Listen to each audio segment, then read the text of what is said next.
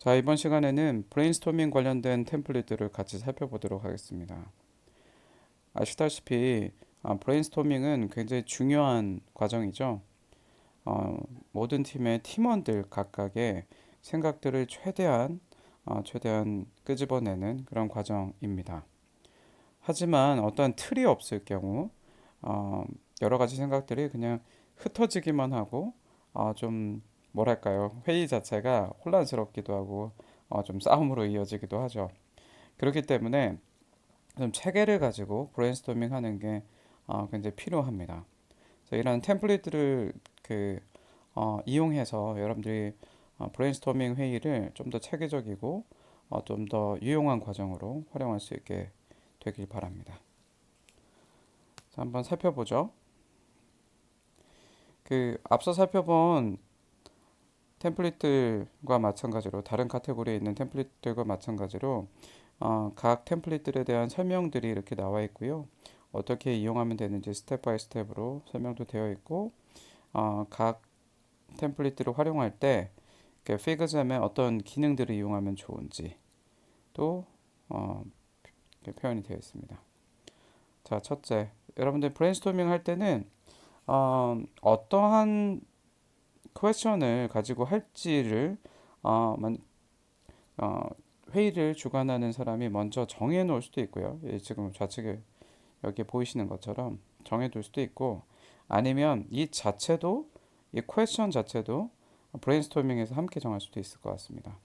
여러분들 너무 여러 가지 스티키 노트가 붙여졌다면 그 다음에는 여러분들 투표 기능 있죠. 보팅 기능을 이용해서 중요한 퀘스천만 먼저 선별하는 것도 방법이겠죠. 그 다음 여러분들 중요한 퀘스천이 정해졌다라고 한다면 개별적인 브레인스토밍을 통해서 최대한 많은 생각들을 정리해보는 그 과정이 필요할 테고요. 그 다음엔 여러분들이 그룹 브레인스토밍을 통해서 이 개별적인 브레인스토밍 한 것들을 정리하거나 또 여기서 투표하는 과정들을 거칠 수 있을 것 같습니다. 계속해서 말씀드리지만 이 템플릿들은 하나의 예시이자 그냥 어떠한 샘플이고 틀이에요. 그러니까 여러분들 이걸 그대로 활용하실 수도 있고 아니면 이런 식으로도 틀을 잡아갈 수도 있구나라는 걸 참고하셔서 여러분들 취향에 맞게끔 아니면 팀 특성에 맞게끔 좀 변형하셔서 아니면 새롭게 만드셔서 이용하시면 됩니다. 자, 그리고 크레이지 에잇이에요. 크레이지 에잇은 디자인 스프린터라는 유명한 과정에서도 쓰이는 방법이기도 하고요. 8장의 즉 보시면 이 8장의 그림을 그려가는 과정인데 짧은 시간 동안 즉 8분 동안 이 8컷의 그림을 그리는 과정입니다. 네, 활용하시는 방법은 굉장히 다양할 것 같아요. 원래 크레이지 에잇은 디자인 스프린트에서는 팀원 한 명당 8장을 다 그립니다. 그래서 그 만약에 5명이 있다면 총 40개의 그림이 그려지겠죠. 그래서 1분당 한 장씩 해서 총 8장의 그림을 한 사람이 그리는 과정을 보통 크레이지 에잇이라고 하는데 이건 다양하게 변형해서 여러분들이 응용하실 수 있을 것 같아요. 예를 들면 중요한 스크린이 있다, 어떤 화면이 있다. 이걸 표현할 수 있는 8가지 버전을 한번 그려보는 것도 1인당 8가지 버전을 그려보는 것도 좋을 거고요. 아니면 어, 여러 가지를 한꺼번에 만들어야 되는데 이걸 팀원별로 할당하셔서 팀원 A는 이 2장을 그려줘. 2개. 팀원 B는 이 세 번째 걸 그려줘. 그렇게 해서 좀 영역을 나눠서 우리가 함께 그려야 되는 걸 나눠서 한번 8개를 채워보는 것도 방법입니다. 그래서 이거는 하나의 주제를 8가지 버전으로 그릴 수도 있고 아니면 팀원별로 나눠서 그릴 수도 있고 아니면 여러 가지 주제를 뭐 하나의 주제는 3장, 주제는 4장 이런 식으로 좀 카테고리별로 나눠서 협업을 할 수도 있겠죠. 그래서 지금 이 크레이지 에잇을 활용하는 방법은 여러분들 팀 프로젝트의 특성에 맞게끔 또 필요에 따라서 자유롭게 좀 응용하시면 좋을 것 같아요. 자, 한번 더 궁금한 분들은 이 템플릿에 대한 설명들도 한번 살펴보시면 어떻게 하는지 좀 감이 잡히실 것 같아요.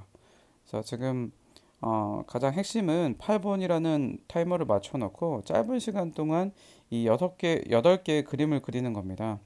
그래서 아이디어를 굉장히 빠르게 짜낼 수 있는 좋은 방법인데 이걸 운영하는 방법은 1인당 8장을 다 그린다, 또 나눠서 그린다, 아니면 나눠서 그릴 때도 요소를 좀 구분해서 협업해서 그린다, 아니면 뭐 3장씩 나눠서 그린다, 뭐 4장씩 2명이서 그린다, 이런 식으로 이제 다양하게 응용해서 활용하시면 될 것 같습니다. 자, 그리고 Four Actions Framework이라는 그 방법도 지금 나와 있는데요. 이건 여러분들 새로운 혁신을 하실 때 이런 거죠. 우리가 목표가 가운데 있으면 어떤 것들을 줄여가야지 이 목표를 달성할 수 있을지, 아니면 어떤 것들은 더 보강을 해가야지 우리가 가치를 만들어낼 수 있을지, 또 어떤 것들은 된다, 또 어떤 것들은 새롭게 추가해야 된다. 이런 요소들을 여러분들이 나눠서 이 4가지 방향으로 나눠서 생각하는 연습이 될 수 있을 것 같습니다. 여러분들 브레인스토밍 아이디어들을 막 쏟아내는 그냥 단순한 브레인스토밍 회의를 하다 보면 이런 틀이 없어서 이게 이런 영역들이 혼재돼 있어서 회의가 잘 진행이 안 될 수도 있거든요. 그래서 이런 4가지 방향에 대한 틀만 있어도 무엇은 우리가 없애야 된다, 무엇은 추가해야 된다, 무엇은 줄여가야 된다, 무엇은 좀 더 보강해야 된다. 이런 식으로 여러분들 나눠서 하다 보면 이게 틀이 좀 잡히면서 이제 좀 보기도 좋죠. 좀 모아서 보기 때문에 서로 혼란스럽지도 않게 여러분들이 할 수 있을 것 같습니다. 그리고 특정한 영역에 너무 포스트잇, 이 스티키 노트가 많아지게 되면 이걸 좀 줄여야 되면 여러분들 보팅, 투표 기능들도 활용할 수 있겠죠. 자, 그리고 여러분들 리버스 브레인스토밍이라는 방법인데요. 이건 여러분들 보시면 이런 겁니다. 우선은 프로블럼을 디파인 하고요. 어떤 문제. 이걸 반대로 바꿔보면 사실상 어떤 목표가 생기죠. 그죠? 이 문제를 해결했을 때 효과가 나오게 되죠. 그걸 이제 하나하나 만들어가는 과정입니다. 그래서 여러분들 지금 보면 현재 문제점들을 이렇게 서로 얘기할 수 있는데 보통은 브레인스토밍 과정에서 문제점만 서로 얘기하게 되면 어떤 생산적인 결과가 나오지 않죠. 항상 좀 문제점만 되게 되는 상황이 생길 수 있습니다. 여러분들 이렇게 문제점들을 이렇게 찾게 되면 이걸 해결할 수 있는 아이디어들을 어, 이 문제점을 리버스하게 되면 이 반대 효과 이게 예를 들면 여기에 커스터머 서비스가 좋지 않다라는 걸 반대로 하게 되면 어떻게 됩니까? 네, 커스터머 서비스가 굉장히 좋아진다는 거죠. 그렇다면 이걸 위한 이 커스터머 서비스를 좋게 만들려면 어떤 솔루션이 필요한가? 이렇게 과정으로 넘어가게 되는 어찌 보면 이 솔루션을 찾기 위한 여정인 거죠. 여러분들 보통은 우리가 회의할 때 이슈, 어떤 프로블럼 위주로만 얘기하는 경향이 있습니다. 그래서 항상 문제점들 위주로만 얘기하다 보면 좀 굉장히 부정적이고 지치기 쉬운 회의만 하게 될 가능성이 높은데 우리가 여기에서만 멈추는 게 아니라 문제점을 찾았다면 이걸 한번 리버스 해보고 그러면 굉장히 좋은 이 문제점을 해결했을 때 좋은 결과들을 볼 수 있게 되고 그러면 이 결과까지 가게 되려면 어떤 솔루션이 필요한가 라는 것들을 우리가 얘기해 보는 거죠. 다시 한번 말씀드리지만 단순한 브레인스토밍 같은 경우는 그냥 한쪽으로 치우치거나 아니면 너무 산발적으로 어, 분산되는 그런 회의를 하게 될 가능성이 높습니다.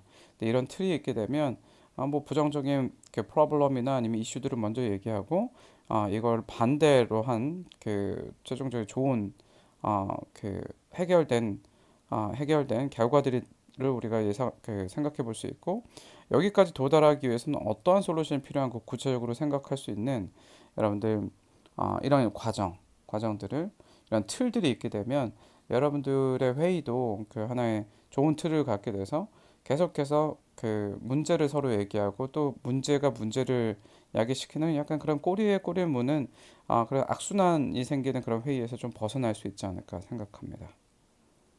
아시겠죠? 자, 그리고 로드맵 플래닝 할 때도 마찬가지로 이런 걸 쓸 수 있어요. 여러분들 로드맵도 정하실 때 우리가 그냥 일정만 정하자. 로드맵을 정하자라고만 하면 이게 회의가 진행이 잘 안 됩니다. 그죠? 그러니까 이렇게 스텝 바이 스텝으로 브레인스토밍을 하는 것도 꽤 괜찮을 수도 있어요. 예를 들면 이런 거죠. 우리가 로드맵을 정한다고 했을 때 긴 로드맵이잖아요. 그렇다면 3년 뒤에 우리가 3년 뒤에 어떠한 목표를 가질까, 어떤 비전을 가질까라는 걸 서로 얘기해서 브레인스토밍을 하고요. 또 여기를 통해서 또 투표를 하고 우리가 3년 뒤에 목표들을 정할 수 있겠죠. 그 다음 여기에 우리 3년 뒤에 그 목표를 향해서 달려갈 때 우리를 가로막는 그 장애물들이 무엇일지, 또 우리에게는 어떤 기회들이 있을런지 이런 것들을 또 브레인스토밍을 그 다음 단계, 2단계에서 또 하는 거죠. 그러면 또 여기 프로블럼들이 굉장히 많이 나올 겁니다. 우리가 앞에서 정한 이 비전, 3년 뒤에 장밋빛 이 미래, 이 비전들을 먼저 정했다면 이걸 가로막을 프로블럼들도 장애물들도 굉장히 여러 가지 의견이 나올 거예요. 그럼 여기서 또 투표를 통해서 핵심 아니면 투표를 통할 수도 있고 이런 포스트잇들을 이렇게 옮기셔서 그 카테고라이즈를 하고 그 다음에 투표를 또 할 수도 있겠죠. 정리를 할 수도 있고 그래서 메인 프로블럼 세 개를 또 정합니다. 그리고 각 프로블럼을 그 3대 장애물이죠.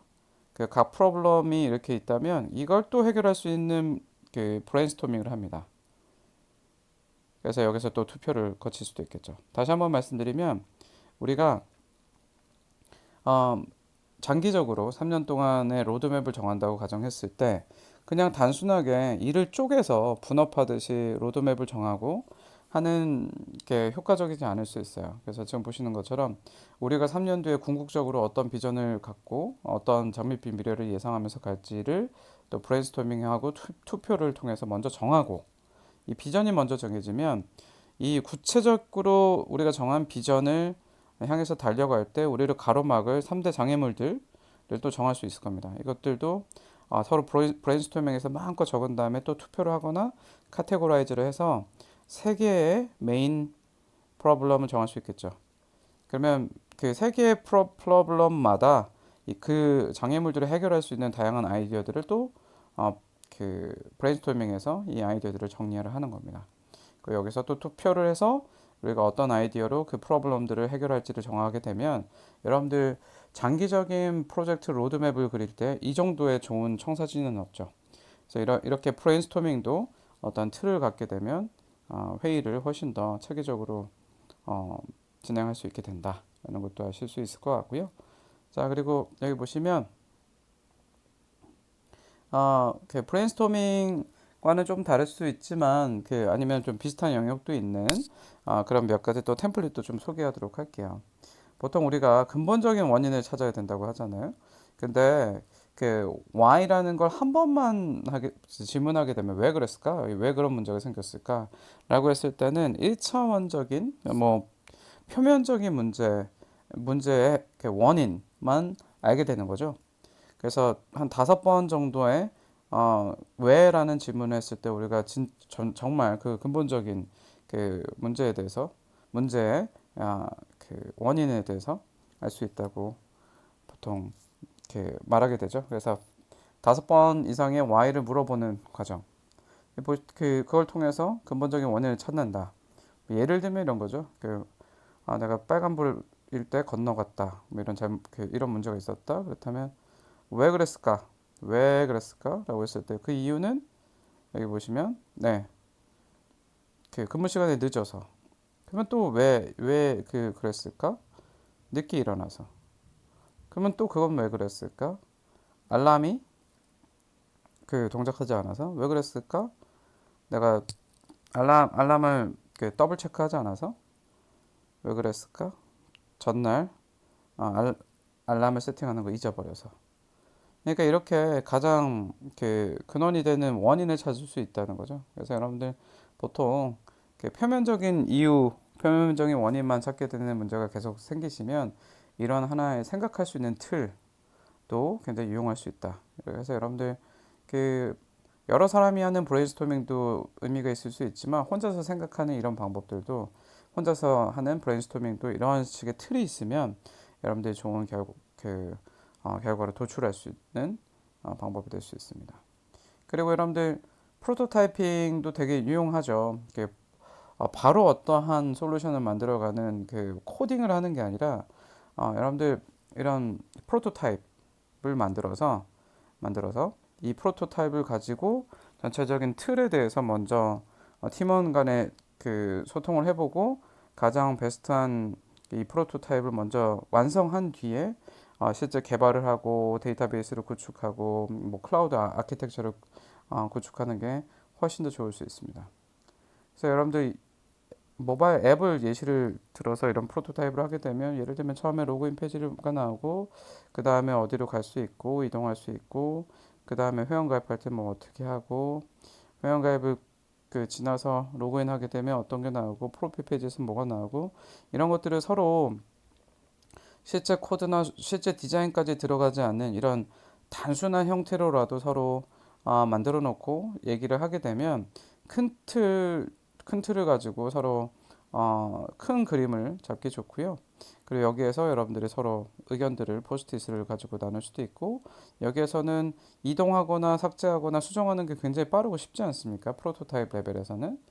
예, 그런데 코딩 먼저 하게 되면 여러분들이 하나하나 수정하는 것도 복잡하고 큰 그림을 보지 못하기 때문에 서로 협업할 때 의사소통에도 문제가 생기게 됩니다. 그래서 이렇게 프로토타이핑을 할 때도 유용할 수 있다. 라는 것도 기억하셨으면 좋겠고요. 그리고 뭐 예를 들면 이렇게 프로덕트에 대한 리퀘어먼트 다큐멘트를 만드는 것 등 다양한 요소들도 여러분들이 이용할 수 있습니다. 자, 그리고 여러분들 그냥 이건 부수적인 또 예시들인데요. 이렇게 스터디 가이드를 뭐 이렇게 할 수 있다. 또는 여러분들 소셜 미디어 플래너, 여기 인스타그램이나 핀터레스트나 틱톡이나 뭐 예를 들면 이렇게 SNS 마케팅을 하고 싶을 때도 여러분들이 요일별로 어떤 거를 올리고 어떤 거를 관리해야겠다. 이런 식으로 여러분들이 플래닝도 할 수 있게 됩니다. 아시겠죠? 그리고 제가 계속해서 말씀드리지만 약간 브레인스토밍을 할 때 또는 아이스 브레이킹 할 때 또 활용할 수 있는 드로잉도 가능하다라는 걸 좀 말씀드리고 싶고요. 여기 보시는 것처럼 뭐 로고 아이디어를 만들 때도 이렇게 손그림 처음부터 디자인을 굉장히 고도화된 디자인을 하는데 시간이 오래 걸리잖아요. 그러니까 약간 이런 식으로 여러분들 손그림을 이용해서 뭔가 아이디어를 모으는 브레인스토밍을 이런 스케치를 통해서 드로잉을 통해서 할 수도 있고 아니면 재미있는 게임도 서로 이런 스케치 패드를 이용해서 여러분들 아이스 브레이킹을 할 수 있을 것 같습니다. 아시겠죠? 근데 재미있는 템플릿들이 많아요. 그래서 계속해서 말씀드리지만 전 세계 수많은 업체들이 이러한 협업 툴을 이용해서 더 재밌게 또 더 발빠르게 또 때로는 체계적으로 브레인스토밍을 포함한 다양한 회의들을 하고 있다라는 걸 좀 말씀드리고 싶습니다. 반복해서 말씀드리지만 이 템플릿들은 여러분들이 좀 남들이 다른 팀들은 어떤 식으로 회의하는구나, 어떤 식으로 이런 협업들을 활용하는구나 라는 거를 엿보셔서 기존에 있는 템플릿을 여러분들 발빠르게 활용할 수 있거나 아니면 그걸 가져다가 또 수정해서 쓰거나 아니면 이걸 참고하셔서 여러분들 상황에 맞는 응용을 하실 수 있게끔 보여드리는 겁니다. 그래서 이런 샘플들을 보여드리는 게 여러분들께 도움이 됐으면 좋겠습니다. 네, 이번 강의는 여기까지 하겠습니다. 수고했습니다.